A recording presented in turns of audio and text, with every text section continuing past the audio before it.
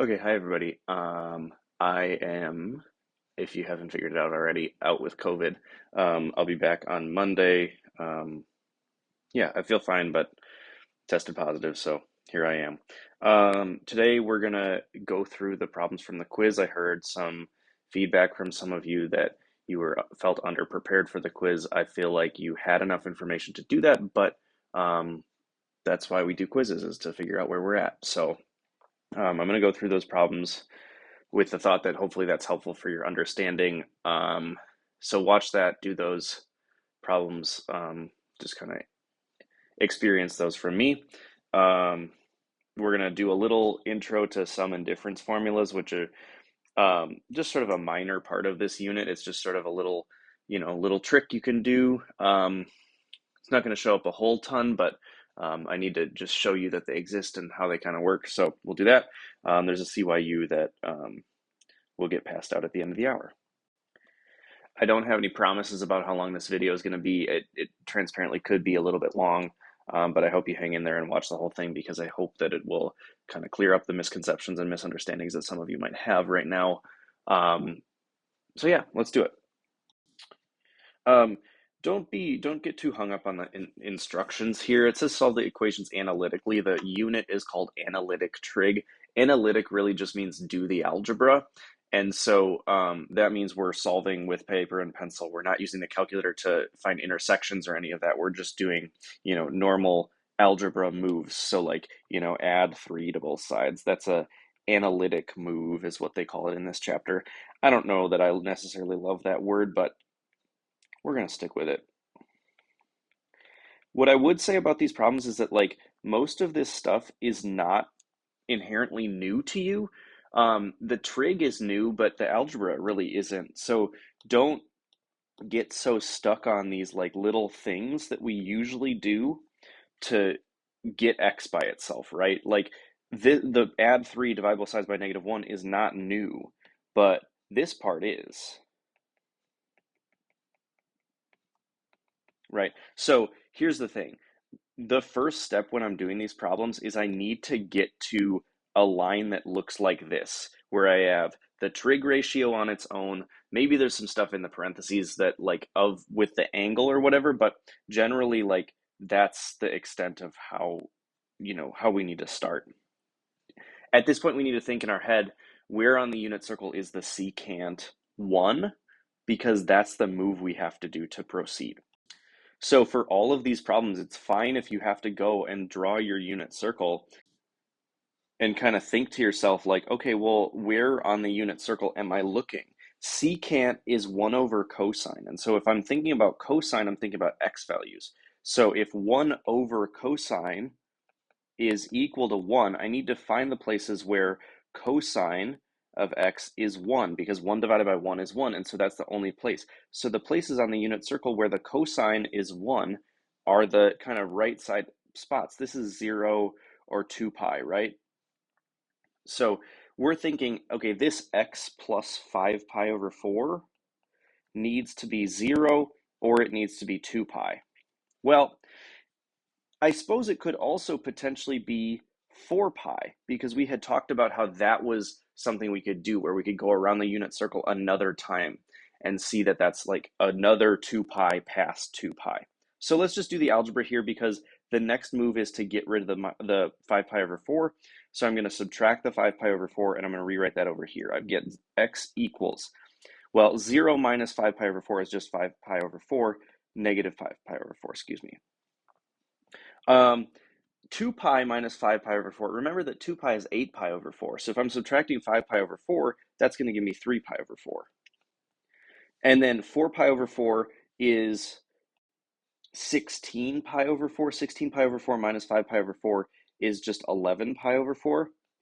And so now I'm looking, which of these angles is between 0 and 2 pi? Because this is really the restriction that I'm working with, is between 0 and 2 pi up here. Well, this one is definitely not between 0 and 2 pi because it's negative. And then this other one right here, this is also too big because 8 pi over 4 is 2 pi. So 8 pi over 4 is less than 11 pi over 4, so that means that we have to exclude that one as well. That means that our only solution is 3 pi over 4. Moving on. For this one, we're working with cotangent. Cotangent is, remember, the reciprocal of tangent. So another strategy you can use is you can say, well, tangent of theta, the theta is just a little bit tricky here. This is just, this whole thing in the parentheses is just some angle. We don't really even care what it is right now, but it would be 1 over -1. Well, 1 over -1 is just -1, so we just end up with -1 equals tangent of x over 3 plus 2 pi over 3. By the way, if you don't have a -1 here, I don't really recommend that you just jump to just saying, okay, well, if cotangent is pi over 3, or sorry, if cotangent is √3, then so is the tangent. That's just not how it works. But for this example, yeah, it is. Here we need to look at where on the unit circle is the tangent -1. Well, here's my unit circle. Let's draw my unit circle. Here we go. Not perfect, it'll suffice. The tangent is negative in quadrants 2 and 4, and so that means that I must be working with either this angle or this angle. So that means that x over 3 plus 2 pi over 3 is equal to, well, that is 3 pi over 4 and 7 pi over 4. Here's the thing though. I know that I'm going to have to subtract 2 pi over 3 from both sides. That's going to make the angles smaller. And then I'm going to multiply everything by 3. That's going to make the angles significantly bigger. So even though I know that I'm going to have to do a little making angles smaller, making angles bigger, I'm just going to make sure that I go around the unit circle at least one more time, just to ensure that I have included all of the possible solutions between 0 and 2 pi, like at the end of the day. So let's just add another 2 pi to each of these angles. So that one would be add another 8 pi over 4. That's going to give me 11 pi over 4. And then add another 2 pi to this one. That's another 8 pi over 4. So that's 15 pi over 4. Okay, great. So remember, the goal is to get x by itself. So what do we have to do to get rid of the stuff around the x? I see kind of a cool trick here, not a trick, but like a technique that's going to work really great, because I don't want to have to subtract 2 pi over 3 first and get common denominators and all that stuff. That just sounds like a headache. But I do notice these common denominator of 3 here. What if I just multiplied everything by 3 on both sides? All right, because that's just going to create an x plus 2 pi on the top, or on the left side, x plus 2 pi here, because we would have to distribute in here, and those would cancel, and that would cancel, and we're left with 9 pi over 4 and 21 pi over 4. It really is okay if you're just using your calculator for this, because I'm going to be honest, like I have one in front of me while I'm making this video, because I just want to make sure I'm doing the calculations correctly. All right, cool. So now that's x plus 2 pi. Again, don't forget about your original algebra skills that you have always had since, the dawn of 7th grade or whatever. We need to get x by itself, so we've got to subtract off 2 pi. We've got to subtract off 2 pi from all of these. Reminder that 2 pi is 8 pi over 4, just thinking about common denominators. So that's going to leave me with x equals, here's the list. I've got 1 pi over 4, because 9 pi over 4 minus 8 pi over 4 is 1 pi over 4. I've got, oh boy, 13 pi over 4, right?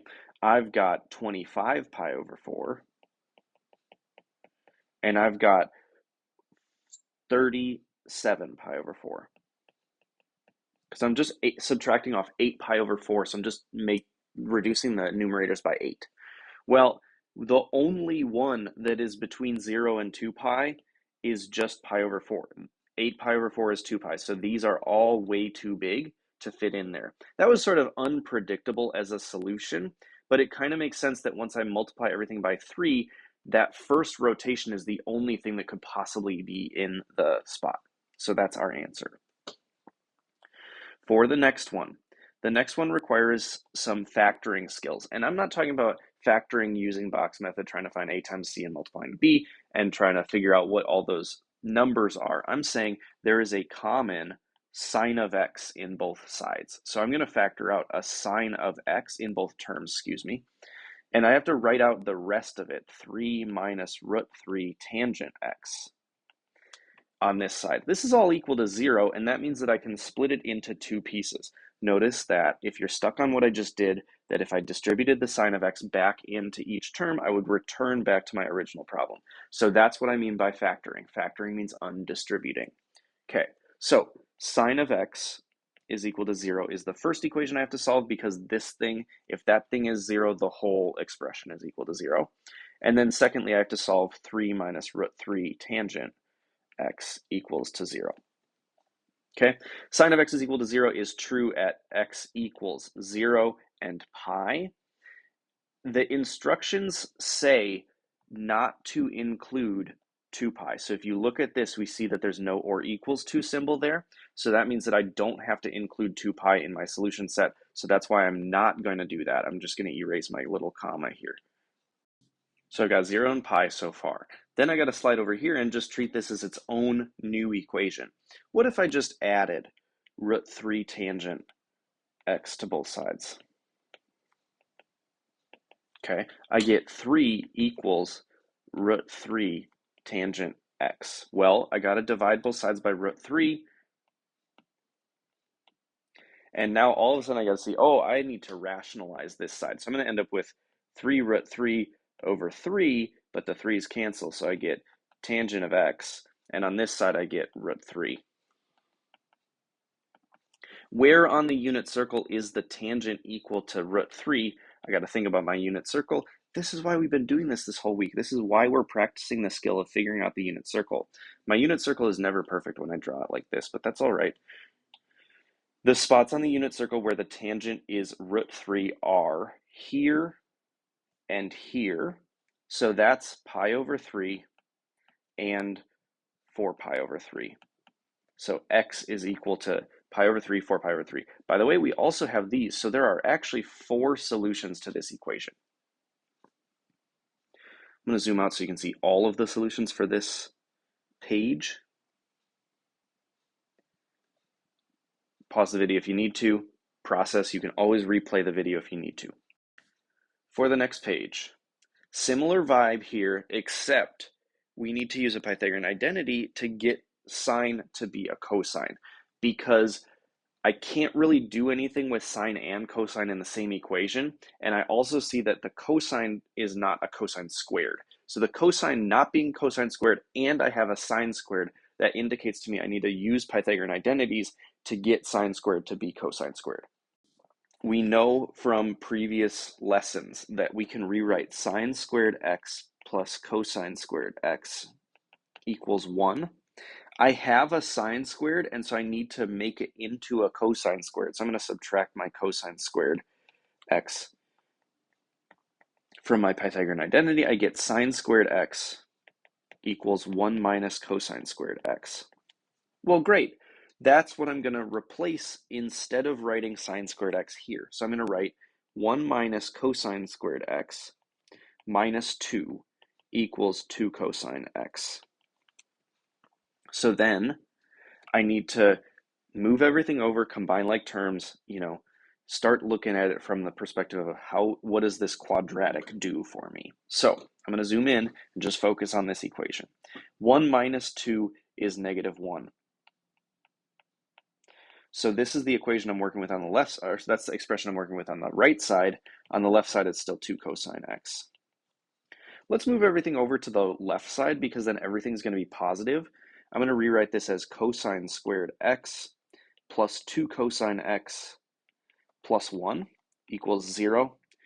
We're going to do one of those substitutions where we say let u equal cosine x, because then that makes this equation u squared plus 2u plus 1 equals 0.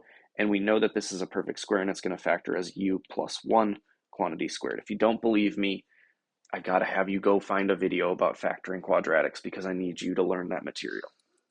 You can do this. We're moving on. This is equal to 0. If I solve for u in this equation, I take the 2 square roots. I get u, oopsies, I wrote x. U plus 1 equals 0, because the square root of 0 is 0. Subtract 1 from both sides, I get u equals negative 1. Well, it's not really true that it's u, it's cosine. So we need to set cosine x equal to negative 1. So we're going to move that up here and say where on the unit circle is it true that the cosine of x is equal to 1? So we got to draw our unit circle. We got to think about that question. Cosine of x is the x coordinate on the unit circle, so we're looking at this spot right here. The only spot on the unit circle where cosine is -1 is x equals pi over, it's just pi, excuse me. There's my answer. Okay, these two problems, number 2, A and B, are asking us to solve on -infinity to +infinity. We're going to let k be an integer, so we're going to have to be doing that thing where we have to add 2 pi k's to these answers, because that's going to represent the infinitely many times around the unit circle that these things are happening. Again, don't overthink some of these problems, because some of them are just set up for canceling and for some little algebra tricks. Look, I see a +2 on both sides. Let's get rid of it, because if I were to just subtract 2 from both sides, it would go away. Next, why don't we add 3 tangent x? And I'm doing this kind of strategically because I'm thinking in my head, how can I create a positive tangent of x? Because positive tangent of x is going to be a heck of a lot easier for me to deal with than if it was negative. So we're going to get tangent of x on this side equals √3. Oh, I'm so sorry. Yeah, no, that's right. That's good, because these go away. And then the 2 and the -3, sorry, the -2 and 3 add up to 1.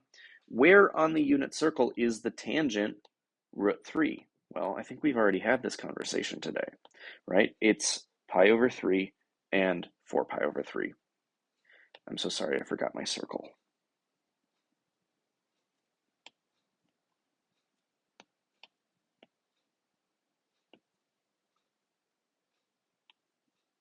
There. That's better. Okay, so my answer is x equals pi over 3 and 4 pi over 3. But here's the thing. We are not just solving on 0 to 2 pi anymore. We're solving for all solutions. And one thing that I noticed, there is another thing I noticed, but I'm going to deal with that in a minute. What I see here is I should write x equals pi over 3 plus 2 pi k to represent that we're going around the unit circle a number of times past this first angle. So we're going around like this, and we're going around like this. You know what I'm saying? We're going around multiple times. Okay, so the next one is x equals 4 pi over 3 plus 2 pi k. This is great. Let's circle this. You can say, I have stretched my brain enough. This is how I'm going to leave my answer. If you want an additional level of difficulty, an additional level of maybe even cool math that we can do here, is this. This spot right here, the angle between these angles, I know that's kind of a crazy statement. The angle between these angles is just a pi, because it's half of the circle. So it's not just pi over 3 plus 2 pi k. We could also represent this solution set as pi over 3 plus pi k, because that says we're going around the unit, we're starting at pi over 3 and we're going around the unit circle half of a time each time, because these are evenly spaced around the unit circle. Both of these solutions are acceptable to me. I just need you to understand the differences. If you want to live with this is great. The red printing is perfect. But if you want kind of that extra level of precision and challenge, I'm cool with you moving to this other method. Okay, last one. Again, I don't want you to forget the algebra skills you already have, because this problem, we can start with some kind of rudimentary things that we already know stuff about. I know that the sines and cosines and all that stuff is kind of throwing us a little bit, but I don't want you to lose sight of the fact that you have some basics figured out already. 5 over 2 is just 2.5. So 2.5 plus 2 is 4.5. 4.5 as a fraction is 9 over 2. By the way, I'm also going to add the 2 to both sides because I like positive things, and so I'm going to set this equal to 2. All right. Now, let's divide both sides by 9/2 or multiply both sides by 2/9. I want you to get that figured out, where it's like, if I'm multiplying by the reciprocal, that's the same as dividing by that fraction. So I end up with, on this side, 4/9, and I get sine of x on this side. Now, I'm looking at this problem and I'm realizing this is not the problem that I had intended to give you, and so I hope this one gave you some trouble because it's not particularly nice. But in any case, we do have some tools to do this, because what we could do is we could use our calculator. I know, but you said not to do exact, or not to get approximate answers. In this case, 4/9 is not a trig ratio we have anything to work with, so we're going to have to do sine inverse of 4/9 to finish that problem. We type that into our calculator, make sure you're in radians, and we get x equals 0.4606 radians. Remember, we would have to be saying x equals 0.4606 radians plus 2 pi k because of the problem set that we're in. So we would circle that. Honestly, that one is on me. Not a great problem. Here are my solutions for the second page of the quiz, zoomed out so that you can see all of them at the same time. I hope that me going through these quiz problems is helpful, and I hope that you spend some time kind of analyzing where maybe you made mistakes, or maybe where your misconceptions or maybe less understanding was where you need to be. It is my expectation that you can do these kinds of problems even now, but especially for the test that's going to come at you not this week, but not next week, but the week after that, kind of early in the week next week. So be aware of that.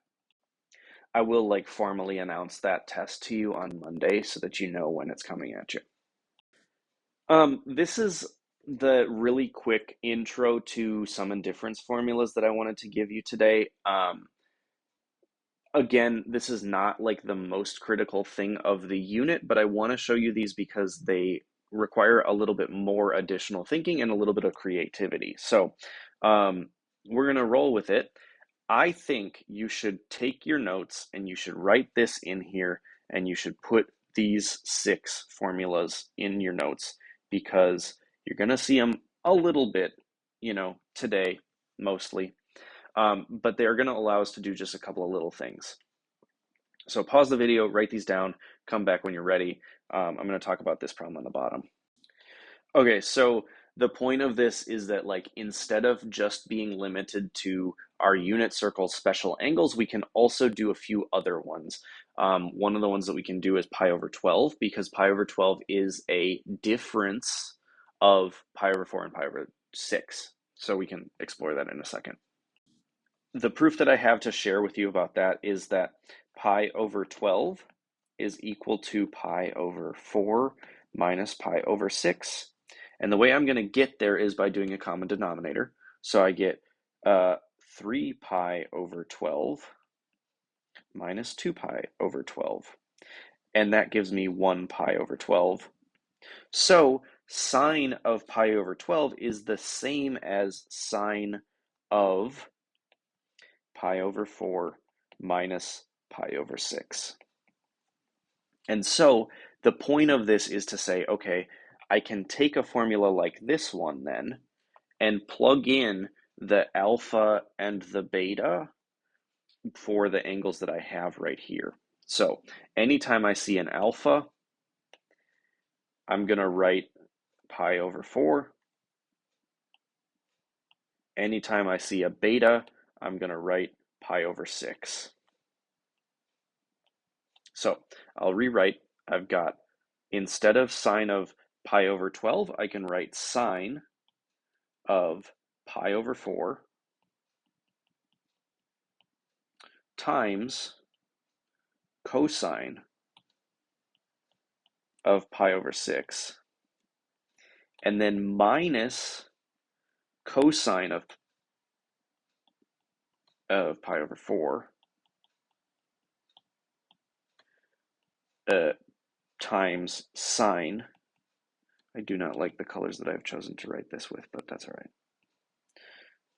Sine of pi over 6. Okay, so sine of pi over 4 is root 2 over 2. Cosine of pi over 6 is root 3 over 2. Again, having these unit circle ratios kind of under your belt figured out is going to be really important for these problems because it just goes a lot quicker that way. Minus root 2 over 2, and then the sine of pi over 6 is 1/2. Now we have a set of fractions to simplify. Multiply numerators, multiply denominators. Root 6 over 4 minus root 2 over 4. Well, that simplifies as root 6 minus root 2 over 4. I want you to notice, this is my answer, I want you to notice that this is not equal to root 4 over 4. Okay, you cannot just take these two numbers and simplify them by subtracting them under the same radical. It's not how it works. You got to keep it the way I had originally written it, as root 6 minus root 2 over 4. So this is what sine of pi over 12 is. Kind of an interesting thing.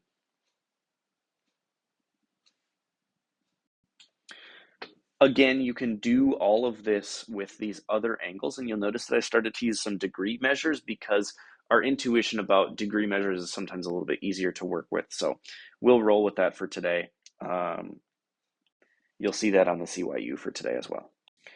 I had used the word creative a minute ago because some of the things that are a little bit hard about these problems is just sort of visualizing how you can get to the angle you're trying to work with, because 5 pi over 12, it's not exactly like an easy figuring out where we're talking about on a unit circle. One thing that I do know though is that 5 pi over 12 is just a little bit more than 4 pi over 12. And if you think about what 4 pi over 12 is, well, that must just be pi over 3. So that means that I'm somewhere between pi over 3 and pi over 2. So I've got to be like here on the unit circle, because if this is pi over 3, that's what 4 pi over 12 is.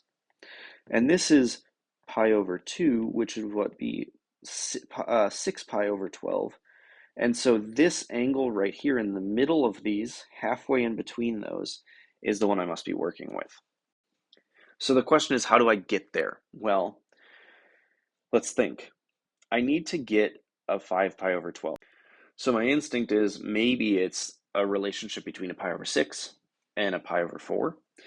We saw in the last slide that was actually kind of the standard thing where we had to do like a pi over 4 minus a pi over 6 to get to pi over 12. So what if I did pi over 4 plus pi over 12 now? Sorry, pi over 6, excuse me. Well, pi over 4 would be, again, in 12ths, 3 pi over 4. And pi over 6 is 2 pi over 12. Should have changed this to a 12. This should be a 12, sorry. 3 pi over 12 plus 2 pi over 12, that's 5 pi over 12. So that means that I can use the tangent sum formula. So I'm going to kind of have to move this down here, I think. We'll just have to roll with that. We'll cover this one in a moment.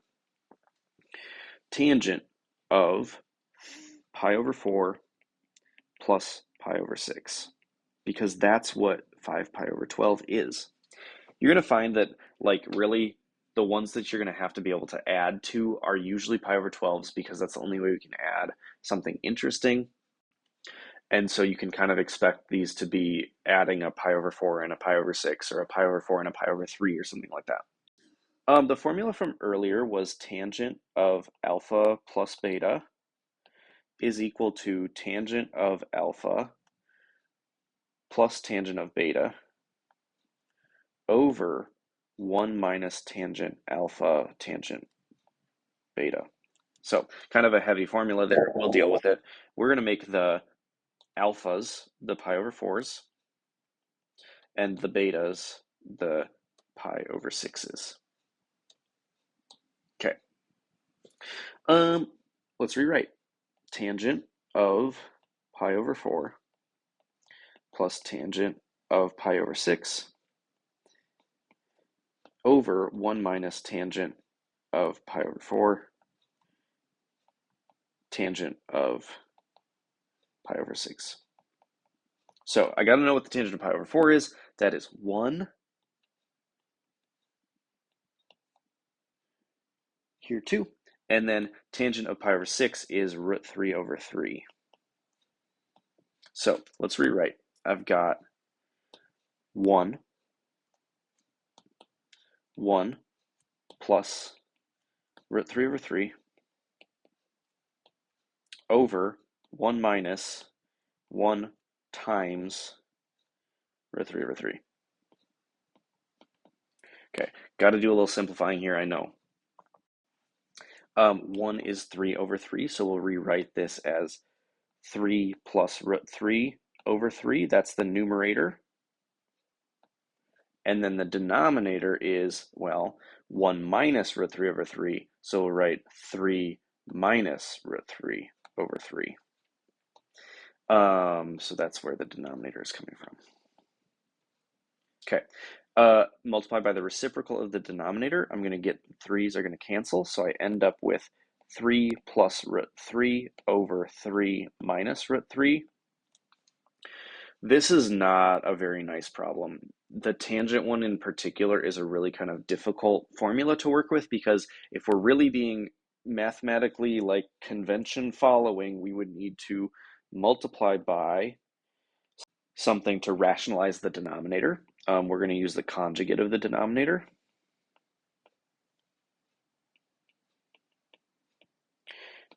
And I know I've lost you.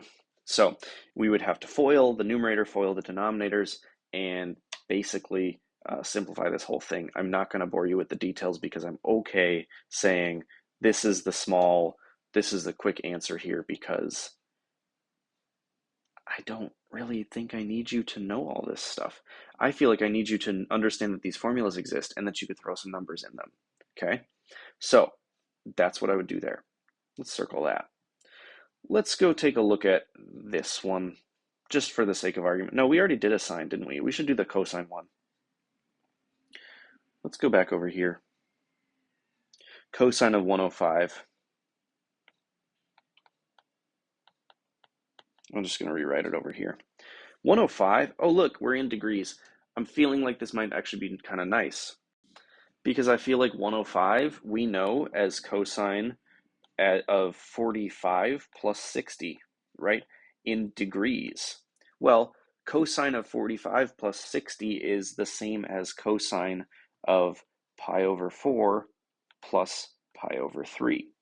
So that's how I'm getting there. Honestly, the degree ones are kind of easier. We just have a little bit more routine working with degrees, so I understand that those radian problems are a little bit trickier. Plus the common denominators and all that stuff. We need a cosine sum formula, so we'll use the one that says cosine of alpha plus beta is equal to cosine of beta, cosine of alpha, cosine of beta minus sine of alpha, sine of beta. Okay, throw the numbers in where they belong.